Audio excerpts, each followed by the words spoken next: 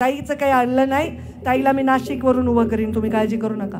या निवडणुकीत असा मेसेज द्या की हा बीड जिल्हा हा विकासाच्या बाजूने ठामपणे उभा आहे।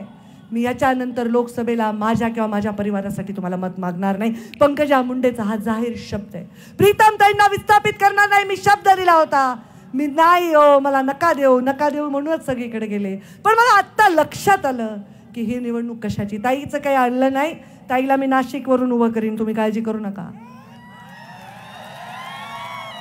ताईचं राजकारण हे मुंडे साहेबांच्या पश्चात होतं।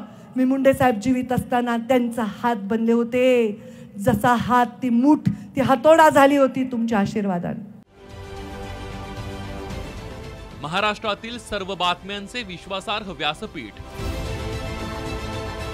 सकाळच्या सर्व सोशल मीडिया प्लॅटफॉर्मला लाईक, फॉलो आणि सबस्क्राईब करा।